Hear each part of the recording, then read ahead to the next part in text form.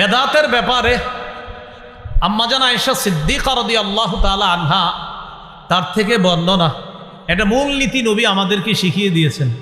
সহিহ বুখারীর বর্ণনা 2697 নম্বর হাদিস, 2697 নম্বর হাদিস।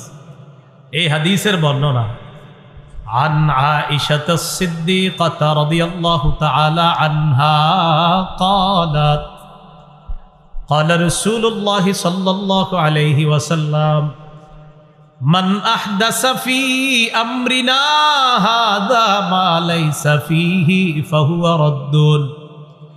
রাসূলুল্লাহ সাল্লাল্লাহু আলাইহি সাল্লাম বলেন, যে ব্যক্তি আমাদের এই শরীয়তের মধ্যে ইবাদতের নামে সওয়াবের আশায় নতুন কিছু আবিষ্কার করে, কি বললাম?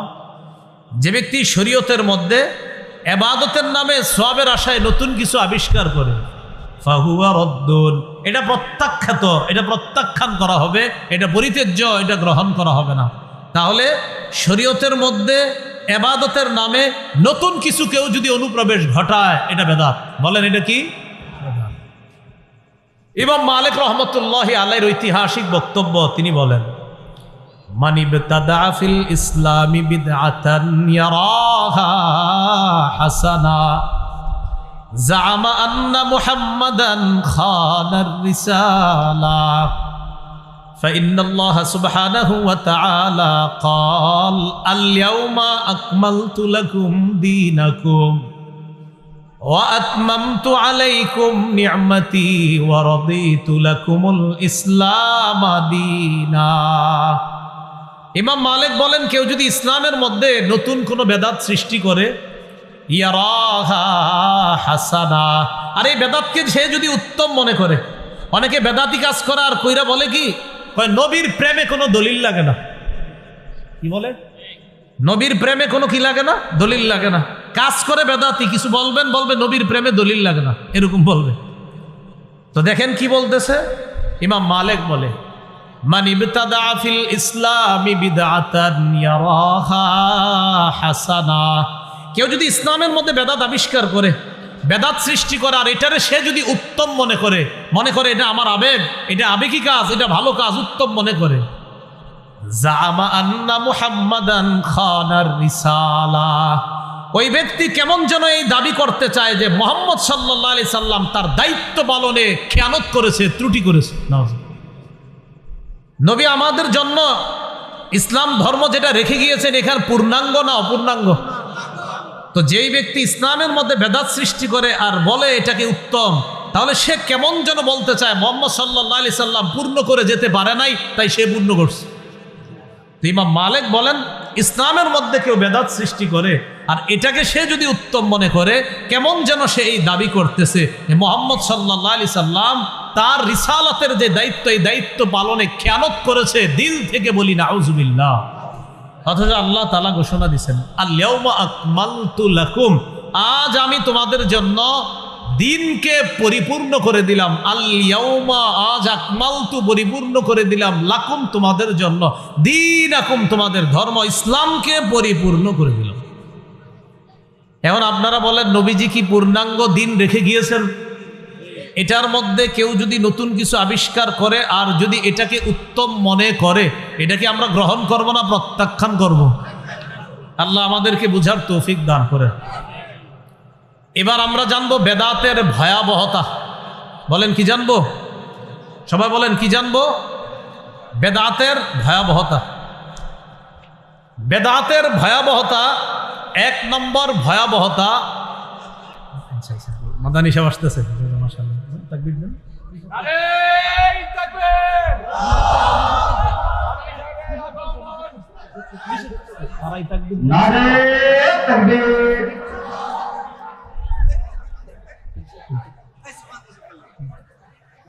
ঠিক আছে ভাই, বসি।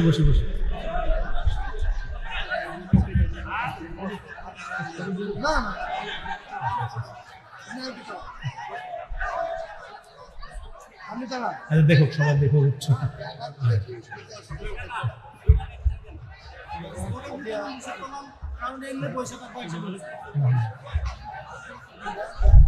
ভালো ভাই।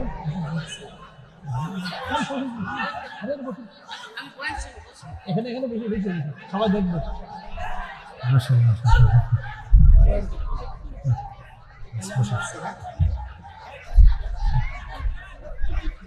ভাই বসে বসে আমরা সবাই পরিবেশ নষ্ট করবেন না, সকলেই বসেন। হযরত স্টেজে আসতে সবাই দেখতে পারবেন না, দেখতেছেন, এজন্য পরিবেশ নষ্ট করবেন না। দেখেন ব্যবস্থা ঠিক আছে ভাই, আমরা বসে যাই সবাই বসে যাই। জি, আমরা না বসলে চলে যাবে, কিন্তু বসে যাই সবাই। আচ্ছা আচ্ছা, সমস্যা না। জি, আমরা বসি একটু খামোশ হয়ে যাই দিদি। বেদাতের ভয়াবহতা। ক্যামেরাম্যান ভাইরা বসে যাই। হ্যাঁ, বসে যাই। বেদাতের ভয়াবহতা। বেদাতের 1 নম্বর ভয়াবহতা, বেশ হ্যাঁ ঠিক আছে মাশাআল্লাহ। বেদাতের 1 নম্বর ভয়াবহতা, যে ব্যক্তি বেদাত করবে, বেদাতি কর্মকাণ্ড করবে, রাসূলুল্লাহ সাল্লাল্লাহু আলাইহি ওয়াসাল্লামের হাউজে কাউসার থেকে সে বঞ্চিত হবে। যে ব্যক্তি বেদাতি কর্মকাণ্ড করবে, সহিহ বুখারীর বর্ণনা 6583 নম্বর হাদিস এবং 6584 নম্বর হাদিস, এই 2 হাদিস মিলিয়ে আমরা হাদিসটা শুনব। قال رسول الله صلى الله عليه وسلم انا فرطكم على الحوض। রাসূলুল্লাহ সাল্লাল্লাহু আলাইহি সাল্লাম বলেন, আমি তোমাদের আগে হাউজে কাউসারের সামনে উপস্থিত হব। মান মাররা আলাইয়া শারিবা ওয়া মান শারিবা লাম ইয়াজমা আবাদা।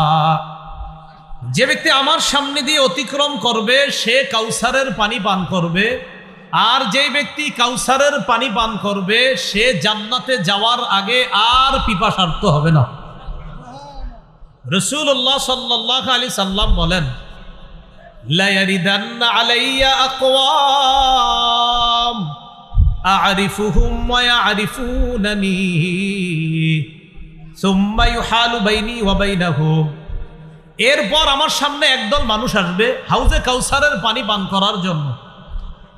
কাউসারের পানি পান করার জন্য যারা আসবে তাদেরকে আমি চিনব, তারাও আমাকে চিনবে। তো দুই দলকে চিনবে। নবী চিনবে এরা আমার উম্মত, আর উম্মতে চিনবে তিনি আমাদের নবী। তো নিয়ম অনুযায়ী কাউসারের পানি পান করাবে নবীজি বলেন, সুম্মা ইউহালু বাইনি ওয়া বাইনাহুম, আমার মাঝে আর তাদের মাঝে প্রতিবন্ধকতা সৃষ্টি করে দেওয়া হবে। নবী বলেন, ফাকুলু ইন্নাহুম মিন্নি। এরপর আমি বলবো, আল্লাহ এরা তো আমার উম্মত। আল্লাহর পক্ষ থেকে জবাব দেওয়া হবে, ইন্নাকা লা তাদরি মা আহদাসু বা'দাক।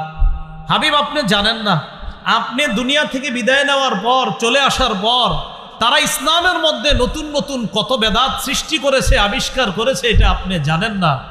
যেই মাত্র বলা হবে যে এরা বেদাতি ছিল, তখন নবী বলবেন, সুহকান সুহকান লিমান গায়্যারা বা'দি। আমি দুনিয়া থেকে চলে আসার পর আমার রেখে আসা এই দিনকে যারা পরিবর্তন করেছে, সুহকান, তারা দূর হও, আমার সামনে থেকে দূর হও। যেই নবী উম্মতকে কাউসার পান করাইতে চায়, ওই নবী যখন জানবে এরা বেদাতি, তখন তাদেরকে রাসূল সাল্লাল্লাহু আলাইহি সাল্লাম কাউসারের পানি পান করাবেন না, কারণ এরা বেদাতি। তাহলে বেদাতের 1 নম্বর ভয়াবহতা, যারা বেদাতি কর্মকাণ্ড করবে কাউসারের পানি থেকে তারা বঞ্চিত হবে। আল্লাহ বেদাত থেকে আমাদেরকে হেফাজত করেন। 2 নম্বর ভয়াবহতা, বেদাতি কাজ না ছাড়া পর্যন্ত তওবা নসিব হবে না। এটা একটু বলেন সবাই, বলেন বেদাতি কাজ না ছাড়া পর্যন্ত তওবা নসিব হবে না। বেদাতি কাজ যতক্ষণ না ছাড়বে ততক্ষণ সে তওবা এটা করবেই না, তার তওবা কবুল হবে না। শর্ত বেদাতি কাজ ছাড়তে হবে।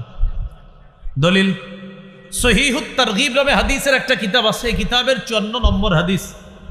এই হাদিসে আছে, قال رسول الله صلى الله عليه وسلم إن الله حجب التوبة عن كل صاحب بدعة حتى يدع بدعته। রাসূলুল্লাহ সাল্লাল্লাহু আলাইহি সাল্লাম বলেন, নিশ্চয় আল্লাহ তাআলা প্রত্যেক বেদাতি তার বেদাতি কর্মকাণ্ড না ছাড়া পর্যন্ত তার তওবা আল্লাহ কবুল করবে না, যতক্ষণ সে বেদাতি কাজ না ছাড়বে। কোন ব্যক্তি বেদাতি কাজ করেন আর বলতেছেন আল্লাহ মাফ করো মাফ করো মাফ করো, আল্লাহ মাফ করবে না বেদাতি কাজ না ছাড়া পর্যন্ত, আগে ছাড়তে হবে। এই হলো বেদাতের 2 নাম্বার ভয়াবহতা। বেদাতের 3 নাম্বার ভয়াবহতা, যে ব্যক্তি বেদাতি কাজ করবে আর যে ব্যক্তি কোনো বেদাতিকে আশ্রয় দিবে। এই জায়গাটা মন দিয়ে শুনেন, যেই ব্যক্তি কোনো বেদাতি কর্মকাণ্ড করবে অথবা কোনো বেদাতিকে আশ্রয় দিবে, উভয়ের উপর আল্লাহর অভিশাপ, ফেরেশতাদের অভিশাপ, দুনিয়ার সকল মানুষের অভিশাপ। সহিহ বুখারীর বর্ণনা 3172 নম্বর হাদিস। এই হাদিসের মধ্যে আছে ক্বালা রাসূলুল্লাহ সাল্লাল্লাহু আলাইহি ওয়াসাল্লাম মান আহদাসা ফিহা হাদাসান আও আওয়া মুহদিসা ফাআলাইহি লানাতুল্লাহি ওয়াল মালাইকাতি ওয়ান নাসি আজমাইন। যে ব্যক্তি বেদাতি কাজ করলো আর যে ব্যক্তি কোনো বেদাতিকে আশ্রয় দিল, একটা হলো বেদাতি কাজ নিজে করলেন, আরেকটা কোনো বেদাতিকে খানকা বানানোর সুযোগ করে দিলেন। এক বেদাতির জন্য আপনি জমিন ছেড়ে দিচ্ছেন নিজের, হযরত আপনি এখানে খানকা বানান, খানকা বানায় বেদাত সাপ্লাই দেন। এক তো হলো নিজে বেদাত করে, আরেক হলো কোনো বেদাতিকে আশ্রয় দেয়। উভয় শ্রেণীর উপর আল্লাহর অভিশাপ, ফেরেশতাদের অভিশাপ, সকল মানুষের অভিশাপ। এ হলো বেদাতের 3 নাম্বার ভয়াবহতা। বেদাতের 4 নম্বর ভয়াবহতা, বেদাতের কারণে সুন্নত উঠে যায়। একটা বেদাত করবেন, একটা সুন্নত উঠে যাবে। ভাই, এটা খুব গুরুত্বপূর্ণ কথা। একটা বেদাত করবেন, এই এলাকার একটা সুন্নত উঠে যাবে। বেদাতের এ হলো আপনার 4 নম্বর ভয়াবহতা। ইবনে মাজাহ 2865 নম্বর হাদিস, 2865। এই হাদিসের মধ্যে আসছে রাসূলুল্লাহ সাল্লাল্লাহু আলাইহি সাল্লাম বলেন, ইন্নাহু সায়ালি আমরাকুম বাদি রিজালুন, তোমাদের পরে আমি দুনিয়া থেকে বিদায় নেওয়ার পর তোমাদের ইসলামের দ্বীনের দায়িত্ব নিবে এমন কিছু মানুষ। আমি নবী বিদায় নেওয়ার পর তোমাদের ইসলাম ধর্মের দায়িত্বশীল হবে এমন কিছু মানুষ। বুঝাইবে, হ্যাঁ ইসলাম ধর্মের অনেক কিছু, এরকম বুঝাবে। এমন মানুষ দায়িত্ব নিবে, যেই মানুষগুলা কি করবে, ইউতফিউনা সুন্নাহ, সুন্নাহকে মিটাইয়া দিবে। কি করবে? সুন্নাহকে মিটাইয়া দিবে। ওয়ায়ুহদিসুনা বেদাতান, বেদাত আবিষ্কার করবে। 3 নাম্বার, ওয়ায়ুআখিরুনা সলাতা আন মাওয়াকিতিহা, নির্ধারিত সময়ে নামাজ না পড়ে দেরি করে সূর্য ডুবে ডুবে অবস্থায় গিয়ে নামাজ পড়বে। কথার কথা, নির্ধারিত সময়ে নামাজ না পড়ে সময় একদম শেষ, তখন গিয়ে কোনো মতে আল্লাহু আকবার, ব্যাস নামাজ পড়বে। তাহলে তোমাদের পরে এমন কিছু লোক দ্বীনের দায়িত্বশীল হবে। আল্লাহ আমাদেরকে হেফাজত করেন। যারা আমরা আলোচনা করি, বিশেষ করে দেখেন আমাদের আলোচনা করার ফাঁকে যাইতে আসতে নামাজ থাকে, তো সাবধানতা অবলম্বন করা দরকার, যেন এমন না হয় যে আমি দিনের এই দায়িত্ব পালন করতে গিয়ে আল্লাহর আমি কোনো বিধানকে ইচ্ছা করে আমি দেরি করতেছি, এটা যেন না হয়। তো নবীজি বলেন, তোমাদের ধর্মীয় দায়িত্ব নিবে এমন কিছু মানুষ, ইউতফিউনা সুন্নাহ, সুন্নাহকে মিটাইয়া দিবে। 2 নাম্বার, ওয়ায়ুহদিসুনা বেদআ, সুন্নাহ মিটাবে আর একটা বেদাত সৃষ্টি করবে। আর ওয়ায়ুআখিরুনা সলাতা আন মাওয়াকিতিহা, ওই দিনের দায়িত্বশীলরা নির্ধারিত সময়ে নামাজ না পড়ে কোনো মতে শেষ টাইমে গিয়ে কোনোভাবে নামাজ পড়বে। এই কথা নবীজি বলার পর আব্দুল্লাহ ইবনে মাসউদ রাদিয়াল্লাহু তাআলা আনহু বললেন, হুজুর কাইফা বি ইন আদরাকতুহুম, এদেরকে যদি আমি পাই তাহলে কি করব? নবীর সাহাবী আব্দুল্লাহ ইবনে মাসউদ বললেন, হুজুর এই জাতীয় মানুষ যদি আমি পাই তাহলে কি করব? নবীজি ডাইরেক্ট বলে দিলেন, লাইসা তাআতুন লিমান আসাল্লাহ, যে আল্লাহর নাফরমানি করে তার কথা শোনার কোনো প্রয়োজন নেই, যে আল্লাহর নাফরমানি করে তার আনুগত্য করার কোনো প্রয়োজন নাই। এই হলো ভাই বেদাতের ভয়াবহতা, সুন্নাহ মিটে যায় বেদাতের কারণে। আরেকটা হাদিস শুনেন, সুনানি দারিমিতে ইমাম দারিমি রহমতুল্লাহি আলাইহি আনছেন, মুকাদ্দিমার মধ্যে আনছেন 94 নম্বর বর্ণনা। ক্বালা রাসূলুল্লাহ সাল্লাল্লাহু আলাইহি ওয়াসাল্লাম মাবতাদাআ কওমুন, কোন সম্প্রদায় যখন বেদাতগিরি করে, বিদআতান ফি দীনিহিম, কোন সম্প্রদায় যখন তাদের ধর্মের মধ্যে একটা বেদাত চালু করে, কোন সম্প্রদায় যখন তাদের ধর্মে একটা বেদাত চালু করে, প্রিয় মুরাদনগর এলাকার ভাইয়েরা, আল্লাহর রাস্তে বলি, ভালো করে শোনেন, আপনাদের এই এলাকায় কেউ যদি একটা বেদাত নতুন করে শুরু করলো, ইল্লা নাযাআল্লাহু মিন সুন্নাতিহিম সুন্নাতা, আল্লাহ ওই এলাকা থেকে একটা সুন্নত উঠে আনে, একটা বেদাত করবে, একটা সুন্নত উঠে আনে। এই জন্য কোন এই এলাকায় যদি সম্মিলিত কোনো বেদাত চালু হয়, এলাকার উলামা হযরতরা সম্মিলিতভাবে ওই বেদাতকে প্রতিহত করতে হবে। সম্মিলিত বেদাত হইলে সম্মিলিত প্রতিহত করতে হবে, কারণ একটা বেদাত যদি প্রতিষ্ঠা হয়ে যায়, একটা সুন্নত আল্লাহ উঠে আনে। কয় কেমন ভাবে উঠে আনে? সুম্মা লা ইউঈদুহা ইলাইহিম ইলা ইয়াউমিল কিয়ামা, ওই সুন্নত কিয়ামতের আগে আল্লাহ ফিরিয়ে দেন। এজন্য ভাই সাবধানতা অবলম্বন করা, একটা বেদাত চালু করবেন, একটা সুন্নত আল্লাহ উঠায় নিবে। এই হলো বেদাতের ভয়াবহতা। 4 নাম্বার গেল। বেদাতের 5 নাম্বার ভয়াবহতা, বেদাতির ঠিকানা জাহান্নাম। নাউজুবিল্লাহ। আবু দাউদের বর্ণনা 4608 নম্বর হাদিস। এই হাদিসে আসছে রাসূলুল্লাহ সাল্লাল্লাহু আলাইহি সাল্লাম বলেন, মাইয়াইশ মিনকুম বাদি, আমার পরে দুনিয়াতে যারা বেঁচে থাকবা, ফাসায়ারা ইখতিলাফান কাসীরা, প্রচুর মতভেদ দেখবা। আমরা কি দেখবো না দেখতেছি? আমার পরে যারা বেঁচে থাকবা প্রচুর মতভেদ দেখবা। আমার আগে উস্তাজে মুহতারাম বলে গেছে যে আমরা এখনো সময় আছে, মুস্তাহাব মুবাহ মতভেদগুলা ছেড়ে আমরা সবাই এক হওয়া এখন সময়ের দাবি। তো নবী বলেন, আমার পরে এমন কিছু মানুষ আসবে, আমার পরে এমন জামানা আসবে, যেই জামানায় তোমরা বেঁচে থাকবা, আর তখন তোমরা প্রচুর মতভেদ দেখবা। তখন কি করবা? আলাইকুম বিসুন্নতি, আমার সুন্নত আঁকড়ে ধরবা, ওয়া সুন্নাতিল খুলাফাইর রাশিদিন আল মাহদিয়িন, সুন্নত আঁকড়ে ধরবা। আমাদের অনেক ভাইয়েরা মাশাআল্লাহ মহব্বত করি তাদেরকে, তারা শুধু নবীর সুন্নত আঁকড়ে ধরে, কিন্তু নবী এটাও বলছে খোলাফায়ে রাশেদার সুন্নতটা আঁকড়ে ধরতে হবে। এই জায়গাটা কেন আঁকড়ে ধরি না ভাই? যেমন জুমার আজান দুইটা, একটা নবীর সুন্নত আর একটা হযরত ওসমান গনির সুন্নত। হযরত ওসমানের সুন্নত যে ধরতে হবে এটাও তো নবী বলে দিলেন। নবী তো বললেন আমার সুন্নত আঁকড়ে ধরো, আর আমার খোলাফায়ে রাশেদা, হেদায়েত প্রাপ্ত খোলাফায়ে রাশেদা, তাদের সুন্নত আঁকড়ে ধরো। তো প্রধান যে 4 খলিফার মধ্যে হযরত ওসমান আসেনি, হযরত ওসমানের সুন্নত আল্লাহ রসুল আঁকড়ে ধরতে বললেন। এই জন্য আমরা ঝগড়া করব না। 2 আজান সুন্নাহ, এটা ঝগড়ার বিষয় না, এটা বুঝার বিষয়। আল্লাহ আমাদেরকে বুঝার তৌফিক দান করেন। নবী বললেন আদ্দু আলাইহা বিন নওয়াজিস, মারির দাঁত দিয়ে আঁকড়ে ধরবা, মারির দাঁত দিয়ে আঁকড়ে ধরবা। এরপরে নবীজি বললেন ইয়াকুমুল মুহদাসাত, নতুন নতুন আবিষ্কার করা থেকে তোমরা বাঁচো। ফাইন্না কুল্লা মুহদাসাতিন বিদআ, প্রত্যেক নতুন আবিষ্কার যেটা দিনের মধ্যে হবে এটা বেদাত। এটা হলো আবু দাউদের বর্ণনা। নাসাইর বর্ণনায় আছে ওয়া কুল্লা মুহদাসাতিন বিদআ ওয়া কুল্লা বিদআতিন দালালা, প্রত্যেক নতুন আবিষ্কার বেদাত, আর প্রত্যেক বেদাতের ঠিকানা হলো জাহান্নাম। বলি নাউজুবিল্লাহ। কুল্লা মুহদাসাতিন বিদআহ ওয়া কুল্লা বিদআতিন দালালাহ ওয়া কুল্লা দালালাতিন ফিন্নার। নাসাইতে যদি ইন্না সারা বলেন তাহলে কুল্লু মুহদাসাতিন বিদআহ ওয়া কুল্লু বিদআতিন দালালাহ ওয়া কুল্লু দালালাতিন ফিন্নার। আল হুরফুল মুশাব্বাহা বিল ফেল যদি আনা হয় আবু দাউদেরটা ইন্না, তাহলে হবে আপনার সবগুলা জবর, না আনা হলে হবে পেশ। তো কুল্লু বিদআতিন দালালাহ, প্রত্যেক বেদাত পদভ্রষ্টতা, ওয়া কুল্লু দালালাতিন ফিন্নার, প্রত্যেক পদভ্রষ্টতার ঠিকানা হলো জাহান্নাম। অর্থাৎ দেখেন, পদভ্রষ্টতার ঠিকানা জাহান্নাম। কয় পদভ্রষ্টকে? কয় যে বেদাতি। কয় বেদাতিকে? কয় দিনের মধ্যে যে নতুন আবিষ্কার করছে, যে নতুন কিছু আবিষ্কার করলো সে কি? বেদাতি। বেদাতি কি? কয় পদভ্রষ্ট। পদভ্রষ্ট ঠিকানা কোথায়? জাহান্নাম। আল্লাহ আমাদেরকে হেফাজত করেন।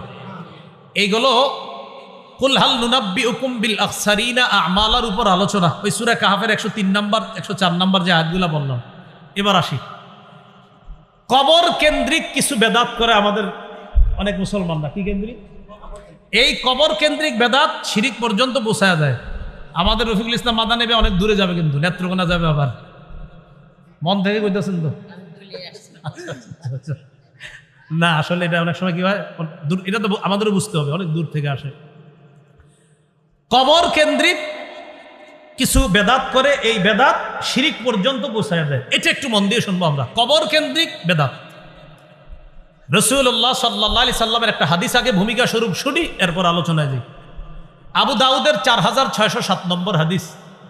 এই হাদিসের মধ্যে নবীজি বলেন হালাকাল মুতানাত্তিউন, হালাকাল মুতানাত্তিউন, হালাকাল মুতানাত্তিউন, 3 বার বলছে। সীমালঙ্ঘনকারীরা ধ্বংস হোক, বাড়াবাড়িকারীরা ধ্বংস হোক, বাড়াবাড়িকারীরা ধ্বংস হোক, এটা নবীজি বললেন। এবার দেখেন কবর কেন্দ্রিক বাড়াবাড়ি কি হয়। কবর কেন্দ্রিক বাড়াবাড়িগুলো এমন পর্যায়ে পৌঁছে, ভালো মানুষদেরকে আমরা কবর কেন্দ্রিক বাড়াবাড়ি করি, ভালো মানুষদেরকে কেন্দ্র করে। শাহজালাল রহমতুল্লাহ আলাইহি এদেশে ইসলামের দাওয়াত দিচ্ছে।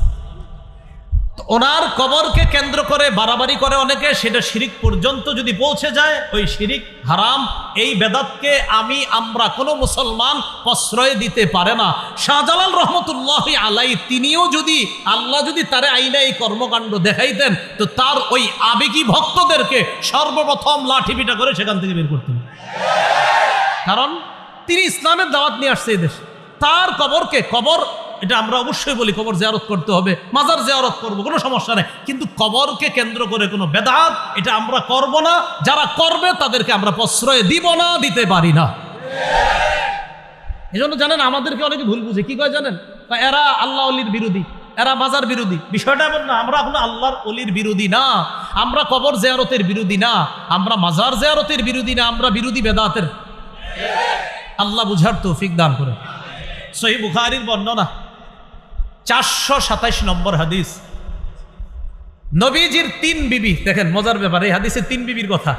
হাদিসের বর্ণনাকারী আম্মাজান আয়েশা সিদ্দিকা, যাদের ব্যাপারে বর্ণনা এরও নবীর আরো 2 বিবি, উম্মে হাবিবা, উম্মে সালমা। সুবহানাল্লাহ। বুখারীর বর্ণনা 427 নম্বর হাদিস। আম্মাজান আয়েশা সিদ্দিকা বলেন, আন্না উম্মে হাবিবা ও উম্মে সালামা, উম্মে হাবিবা এবং উম্মে সালামা তারা দুইজন, এরা কি করছে, এই দুইজন জাকারাতা কানিসাতান, এই দুইজন একটা গির্জার কথা উল্লেখ করেছে। উম্মে হাবিবা উম্মে সালামা এই দুইজন একটা গির্জার কথা উল্লেখ করেছে। একটা গির্জা তারা দেখছে। এই গির্জাটা কি, কোথায়, বিল হাবাসা, হাবশায়। একটা গির্জা হাবশায়। আচ্ছা ভালো কথা, তো এখানে গির্জা হাবশায়, তো সমস্যা কি? তো তারা গির্জায় যে হাবশায় যে গির্জা দেখছে, দেখার পর দেখছে ফিহা তাসাবির, ওই গির্জার মধ্যে অনেক ছবি, অনেক মূর্তি। হাবশায় একটা গির্জা দেখছে, গির্জার মধ্যে ছবি, মূর্তি। ফাযাকারাতা লিন-নবী সাল্লাল্লাহু আলাইহি সাল্লাম, ব্যাপারটা আল্লাহ রাসূলকে জানাইলেন, হুজুর হাবশায় একটা গির্জা দেখলাম, গির্জার মধ্যে কিছু ছবি দেখলাম, ভালো মানুষের ছবি, ঘটনা কি? নবীজি বললেন, শোনো, ইন্না উলাইকা ইযা কানা ফীহিমুর রাজুলুস সালিহু ফামাতা বানাউ আলা কবরিহি মসজিদা। অতীত জামানার মানুষের নিয়ম ছিল, এই তাদের মধ্যে কোনো ভালো মানুষ যদি মারা যায়, ওই ভালো মানুষ মারা যাওয়ার পর তারা ওই ভালো মানুষের কবরের উপর একটা সেজদার স্থান বানাইতো, বলি নাউজুবিল্লাহ। বানানোর পর অসগরু ফিহি তিলকা সুয়ার, বানানোর পর ওই ভালো মানুষদের কিছু ছবি, কিছু মূর্তি ওই সেজদার স্থান যেখানে মসজিদ বানাইতো, যেখানে এটার ভিতরে স্থাপন করতো। নিচে শোয়া কারা, বুজুর্গরা, উপরে তাদের ছবি। নিচে কবর হলো বুজুর্গদের, ভালো মানুষদের, উপরে আবার তাদের ছবি, এগুলো মসজিদে লাগাই রাখতো, মূর্তি বানায় মসজিদে স্থাপন করে রাখতো। রাসূলুল্লাহ সাল্লাল্লাহু আলাইহি সাল্লাম বলেন, উলাইকা শিরারুল খালকি ইনদাল্লাহি ইয়াউমাল কিয়ামা, তারা হলো কিয়ামতের ময়দানে সৃষ্টির সবচেয়ে নিকৃষ্ট হবে, বলি নাউজুবিল্লাহ। তাহলে আমি আবার বলছি, নবী বলেন, যারা ভালো মানুষকে কেন্দ্র করে তাদের কবর বানায়, ওই ভালো মানুষের কবর বানানো দূষণীয় না, অন্যায় না। কবর বানানোর পর সেটার উপর যদি কোনো মসজিদ বানায় আর ওই মসজিদের মধ্যে মূর্তি, ছবি ইত্যাদি স্থাপন করে, আল্লাহ রাসূল বলেন এরা কিয়ামতের ময়দানে সবচাইতে নিকৃষ্ট সৃষ্টি হবে, নাউজুবিল্লাহ। তাহলে এই জানলাম, ভালো মানুষকে কেন্দ্র করে কবর বানানো কোনো সমস্যা না, তার কবর জিয়ারত করা সমস্যা না, কিন্তু ওই ভালো মানুষের কবরকে কেন্দ্র করে কোনো ধরনের উল্টাপাল্টা কর্মকাণ্ড করা যাবে না, করতে দিব না। যারা করবে মুখে প্রতিবাদ করব, করতেই থাকবো। আমাদেরকে ওয়াহাবি বা যাই বলা হোক না কেন, বেদাতের বিরোধিতা করছি, করব, করতেই থাকবো। বেদাত তো বেদাত। এইগুলো আপনার কবর কেন্দ্র করে একটা বর্ণনা। আর একটা বর্ণনা মুসনাদে আহমদের বর্ণনা। আব্দুল্লাহ ইবনে মাসউদ রাদিয়াল্লাহু তাআলা আনহু বলেন, সামি'তু রাসূলুল্লাহি সাল্লাল্লাহু আলাইহি ওয়াসাল্লাম ইয়াকুল, ইন্না মিন শাররিন নাস মান তুদরিকুহুমুস সাআ ওয়া হুম আহইয়া ওয়াল্লাযীনা ইয়াত্তাখিযুনাল কুবুরা মাসাজিদা। আব্দুল্লাহ ইবনে মাসউদ রাদিয়াল্লাহু তাআলা আনহু বলেন, আমি রাসূলুল্লাহ সাল্লাল্লাহু আলাইহি সাল্লামকে বলতে শুনেছি, রাসূলুল্লাহ সাল্লাল্লাহু আলাইহি সাল্লাম বলেন, নিশ্চয় মানুষের মধ্যে সবচাইতে নিকৃষ্ট মানুষ হলো তারা যারা জীবিত থাকা অবস্থায় কিয়ামত আসবে। তারা হবে সবচেয়ে নিকৃষ্ট যারা জীবিত থাকা অবস্থায় কিয়ামতটা আসবে, তারা সবচেয়ে নিকৃষ্ট। আর কারা? ওয়াল্লাযীনা ইয়াত্তাখিযুনাল কুবুরা মাসাজিদা, আর যারা কবরকে সেজদার স্থান বানায় তারা হবে সবচেয়ে নিকৃষ্ট। তাহলে নবী কয় শ্রেণীর সবচেয়ে নিকৃষ্ট বলল? দুই শ্রেণী। এক, যারা জীবিত থাকতে কিয়ামত তাদের কাছে আসবে। আরেক হলো যারা কবরকে মসজিদ বানায়, কবরকে সেজদার স্থান বানায়, তারা সবচেয়ে নিকৃষ্ট। আল্লাহ আমাদেরকে হেফাজত করেন। সহিহ বুখারীর 435 নম্বর হাদিস। এই হাদিসটি মন দিয়ে শুনি। নবী ইন্তেকাল করার সময়, লাম্মা নুজিলা বিরাসূলিল্লাহি সাল্লাল্লাহু আলাইহি ওয়াসাল্লাম, আল্লাহ নবী যখন ইন্তেকাল করবে মুমূর্ষ অবস্থা, কানা ইয়াতরাহু খামিসাতান আলা ওয়াজহিহি, নবী তার মুখের উপর একটা কাপড় দিছে। ইন্তেকালের সময় মুখের উপর একটা কাপড় দিছে। খামিসাতান আলা ওয়াজহিহি, মুখের উপর একটা কাপড়, নবীজি এই মুখের উপর একটা কাপড় দিছে। ইন্তেকাল করবে ওই সময় মুখে একটা কাপড় দিছে। ভাই খুব মন দিয়ে এই জায়গাটা। ফাইদা তাম্মা, নবীজি যখন মুমূর্ষ অবস্থা, কঠিন শ্বাস যায় যায়, প্রাণটা বের হবে হবে নবীর, ওই মুহূর্তে কাশাফাহা আন ওয়াজহিহি, কাপড়টা চেহারা থেকে সরাইছে। চেহারা মুবারকের উপর কাপড়টা দিস। নবীজির প্রাণ যাবে যাবে ওই মুহূর্তে চেহারা মুবারক থেকে কাপড়টা সরিয়েছে। সরানোর পর রাসূলুল্লাহ সাল্লাল্লাহু আলাইহি সাল্লাম বললেন, লা'নাতুল্লাহি আলাল ইয়াহুদি ওয়ান নাসারা, ইহুদিদের উপর অভিশাপ, খ্রিস্টানদের উপর আল্লাহর অভিশাপ, ইহুদিদের উপর আল্লাহর অভিশাপ। কয় কেন? ইত্তাখাযু কুবুর আমবিয়াইহিম ওয়া সালিহিহিম মাসাজিদা, এরা তাদের নবীদের আর নেককার মানুষদের কবরকে তারা সিজদার স্থান বানিয়েছে, তাদের উপর আল্লাহর অভিশাপ, তাদের উপর আল্লাহর অভিশাপ। ইহুদিরা তাদের নবীদের কবরকে সিজদার স্থান বানিয়েছে, খ্রিস্টানরা তাদের নবীদের কবরকে সিজদার স্থান বানিয়েছে, ভালো মানুষদের কবরকে সিজদার স্থান বানিয়েছে, তাদের উপর আল্লাহর অভিশাপ। এই কথা বইলা ইউহাজ্জিরু মা সানাউ, তারা যা করে এটা যেন আমার উম্মত না করে। মুমূর্ষ অবস্থা, রাসূল ইন্তেকাল করবে করবে ওই মুহূর্তে এই কথা বলে গেছে। হ্যাঁ, কত গুরুত্ব। চেহারা কাপড় সরায় বলতেছে, এই শোনো শোনো, ইহুদিদের উপর অভিশাপ, খ্রিস্টানদের উপর অভিশাপ, তারা নবীর কবরকে সেজদার স্থান বানাইছে। কি বুঝাইছে? আমিও ইন্তেকাল করব, আমার কবরে কিন্তু এরকম বানাইব না। নবীজি বুঝাই গেছে। এইগুলো আপনার আরেকটা বুঝলাম, কবর সম্মান করি, কবর জিয়ারত করি, কবর জিয়ারতের পক্ষে আমরা, আল্লাহর ওলিদের পক্ষে আমরা, আল্লাহর ওলিদের কবর এর জিয়ারত করব, কোনো সমস্যা নাই। কিন্তু এটা কেন্দ্র করে বেদাতের বিরুদ্ধে আমরা আছি, থাকবো, এতে আমরা কোনো আপোষ করব না। বেদাত বেদাত, এটাতে আপোষ করার সুযোগ নেই। এবার আরেকটা হাদিস শোনেন, সহিহ মুসলিমের বর্ণনা 1075 নম্বর হাদিস, পকেটের মোবাইল অনুযায়ী, মানে কি মোবাইলে হাদিস মিলায় অনেকে, ওই অনুযায়ী 1075, যদি ওইটা না বললে কিচ্ছু হবে না, এমনি বলে দিলাম, ফাও মিলেন। আর মাদ্রাসার পাঠ্যপুস্তক অনুসারে 532 নম্বর হাদিস। আমাদের মাদ্রাসায় যে পাঠ্যপুস্তক এটাই ইন্টারন্যাশনাল ভাবে ফলো করা হয়। আর আপনারা মোবাইলে যে উস্তাদ, ওইটাতে 1075। এই হাদিসের মধ্যে আসছে নবী ইন্তেকালের 5 দিন আগে, কয়দিন আগে, মানে ইন্তেকালের 5 দিন আগে আল্লাহ রাসূল সাল্লাল্লাহু আলাইহি সাল্লাম বলে যাইতেছে 5 দিন আগে। হাদিসের বর্ণনাকারী জুনদুব রাদিয়াল্লাহু তাআলা তিনি বলেন, আমি নবীকে ইন্তেকালের 5 দিন আগে বলতে শুনেছি, ইন্নী আবরাউ ইলাল্লাহ বিন আইয়াকুনা লাকুম খলিল। রাসূলুল্লাহ সাল্লাল্লাহু আলাইহি সাল্লাম বলেন, আমি আল্লাহর কাছে মুক্ত, মিন আইয়াকুনা মিনকুম খলিল, তোমাদের মধ্যে কেউ আমার খলিল হওয়া থেকে আমি আল্লাহর কাছে মুক্ত। মানে মানুষের মধ্যে আমার অন্তরঙ্গ বন্ধু নাই। নবীজি বলতেছে ইন্তেকালের 5 দিন আগে। কেন অন্তরঙ্গ বন্ধু নাই?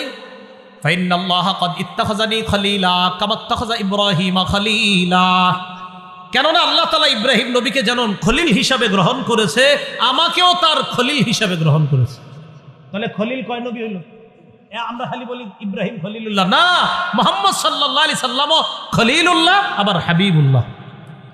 তাহলে নবী ইন্তেকালের 5 দিন আগে বলে আমার কোনো খলিল নাই মানুষের মধ্যে, কারণ ইব্রাহিম নবীকে আল্লাহ যেমন অন্তরঙ্গ বন্ধু বানাইছে, আমাকেও তেমন বানাইছে। খলিল অর্থ অন্তরঙ্গ বন্ধু। ইব্রাহিম নবীকে যেমন আল্লাহ খলিল হিসাবে গ্রহণ করেছে, আমাকেও খলিল হিসাবে গ্রহণ করেছে। শোনো, লাউ কুনতু মুত্তাখিজান মিন উম্মতি খলিলা লাত্তাখাযতু আবু বকরিন খলিলা, আমার উম্মতের কাউরে যদি আমি অন্তরঙ্গ বানাইতাম, আমি তো বানাই নাই, যদি অন্তরঙ্গ বন্ধু কাউকে বানাইতাম তাহলে আবু বকরকে আমি অন্তরঙ্গ বন্ধু তথা খলিল হিসাবে গ্রহণ করতাম। কিন্তু আমাদের নবীর কোনো খলিল নাই মানুষের মধ্যে। বলেন তো নবী কার খলিল? এই কথাটা ইন্তেকালের কয়দিন আগে বলছে। এরপর নবী বললেন, আল্লাহ শোনো, ওয়া ইন্না মান কানা ক্বাবলাকুম, শোনো তোমাদের পূর্ববর্তী জাতি কি করছে? ইত্তাখাযু কুবুর আমবিয়াইহিম ওয়া সালিহিহিম মাসাজিদা, তারা তাদের নবীদের কবরকে আর নেককার মানুষের কবরকে সেজদার স্থান বানিয়েছে। আলা ফালা তাত্তাখিজুল কুবুর মাসাজিদা, শোনো আমি নবী তোমাদেরকে বলে যাচ্ছি তোমরা কবরকে সেজদার স্থান বানাবা না। আল্লাহ আমাদের সকলকে কথাগুলা বুঝার তৌফিক দান করেন। এবার কবরকে কেন্দ্র করে মেলা বসা যাবে না। বলেন কি বসানো যাবে না? মেলা বসানো যাবে না কবরকে কেন্দ্র করে। দলিল আবু দাউদের বর্ণনা 2042 নম্বর হাদিস। এই হাদিসে রাসূল সাল্লাল্লাহু আলাইহি সাল্লাম বলেন, ক্বালা রাসূলুল্লাহ সাল্লাল্লাহু আলাইহি ওয়াসাল্লাম লা তাত্তাখিযু বুয়ুতাকুম কুবুরা ওয়া লা তাত্তাখিযু কবরি ঈদা ওয়া সাল্লু আলাইয়া ফা ইন্না সালাতাকুম তাবলুগুনি হাইসু কুনতুম। রাসূলুল্লাহ সাল্লাল্লাহু আলাইহি সাল্লাম বলেন, লা তাত্তাখিযু বুয়ুতাকুম কুবুরা, তোমরা তোমাদের বাড়ি ঘরগুলোকে কবরস্থান বানাও না। তোমরা তোমাদের ঘরগুলোকে কবর বানাও না। ঘর কবর হয় কেমনে মনে রাখবেন? নফল নামাজ না পড়লে, কোরআন তেলাওয়াত না করলে, তাসবিহ না পড়লে, জিকির না করলে, সুবহানাল্লাহ না পড়লে ওই ঘর কবরের মতো হয়ে যায়। নবী বললেন, লা তাত্তাখিযু বুয়ুতাকুম কুবুরা, তোমরা তোমাদের ঘরগুলাকে কবর বানাও না। তাহলে নফল নামাজ ঘরে বইলেন, মা বোনদেরকে কোরআন পড়তে বইলেন, একটু জিকির করতে বইলেন, ঘরটাকে কবর বানাইতে নিষেধ করবেন। এরপরে নবী বলেন, ওয়ালা তাত্তাখিযু কবরি ঈদা, আমার কবরকে তোমরা উৎসবের স্থান বানায়ো না, মেলার স্থান বানায়ো না। আমার কবরকে কেন্দ্র করে মেলা বসাবা না, নবী নিষেধ করলেন। আমাদের এই দেশে লম্বা সময় ব্যাপী মেলা হয়, লম্বা সময় কবরকে কেন্দ্র করে। নবী বললেন, ভাই একটু বুঝার চেষ্টা করেন, কথাটা এইভাবে নিয়েন না। আরে হ্যাঁ কইলেই নাকি আমি আমারটা করবো। আল্লাহর রাসূল এরকম মানসিকতায় কথা শুনেন না। এই মানসিকতায় শোনেন, রাসূল বলছে লা তাত্তাখিযু কবরি ঈদা, আমার কবরকে উৎসবের স্থান বানায়ও না, মেলার স্থান বানায়ও না। আমার কবরকে কেন্দ্র করে পৃথিবীর শ্রেষ্ঠ যিনি, এই জগতেও ওই জগতেও সব জগতে যিনি আল্লাহর পরে শ্রেষ্ঠ, তিনি বলছেন আমার স্থানকে কেন্দ্র করে মেলা বসায়ও না। অতএব অন্য কোনো আল্লাহর ওলির কবরকে কেন্দ্র করে মেলা আমরা বসাইতে পারি না, ওই মেলায় যাইতে পারি না। যারা মেলার আয়োজন করে তাদেরকে সমর্থন করতে পারি না, এটা প্রতিবাদ করতে হবে। এটা বুঝান, আপনার এই এলাকার অনেক মানুষও যায়, বিভিন্নভাবে যায়, খোঁজ নিয়েন, এদেরকে বুঝান যাওয়া যাবে না। তাহলে কবরকে কেন্দ্র করে মেলা বসানো বলেন কি নিষেধ? বলেন কবরকে কেন্দ্র করে মেলা বসানো কি নিষেধ? এই মেলা বসানো যাবে না। তাহলে আমরা এই জাতীয় কর্মকাণ্ড থেকে নিজেরা বেঁচে থাকব, অন্যরাও যেন বেঁচে থাকে, আমরা এই জন্য চেষ্টা করব, বলি ইনশাআল্লাহ। তাহলে কবরকে কেন্দ্র করে মেলা বসানো যাবে না, কবরকে কেন্দ্র করে কোনো ধরনের বেদাত করা যাবে না। বেদাত করলে ওই বেদাত তাকে শিরিক পর্যন্ত পৌঁছে দেয়। এই জন্য আমরা কোনো ধরনের বেদাতি কর্মকাণ্ড নিজেরাও করব না, অন্যরা যদি করে তাকে বুঝিয়ে শুনে বেদাত থেকে আমরা বিরত রাখার চেষ্টা করব। প্রথম থেকে একটু বলি, নেক আমল করব, ঈমান রাখবো। ঈমানটাকে শিরিক মুক্ত রাখতে হবে, আমলটাকেও শিরিক মুক্ত রাখতে হবে। আমলে শিরিক কি? রিয়া করা, মানুষের দেখানো, আরো ইত্যাদি। এই আমলকেও শিরিক মুক্ত রাখা, আরেকটা বেদাত মুক্ত রাখা। তাহলে ইনশাল্লাহ জান্নাতে যাওয়া যাবে এবং আল্লাহর সাথে সাক্ষাৎ করা যাবে। আল্লাহ আমাদের সকলকে যে কথাগুলা শুনলাম বললাম, আমার আগে যে কথাগুলা বলা হয়েছে, আমার পরে ইনশাল্লাহ রফিকুল ইসলাম মাদানী ভাই কথা বলবে, আরো অনেকে বলবেন ইনশাল্লাহ, তাদের কথাগুলো শুনে আমল করার তৌফিক দান। আপনারা দাঁড়াইছেন কেন? খারাপ দেখা যায়। বসে বসেন বসেন বসেন, হ্যাঁ বসেন বসেন বসেন। বসলে ওই মানুষ খেপে, বুঝেন না আপনারা? এটা বসে যান না। আসসালামু আলাইকুম।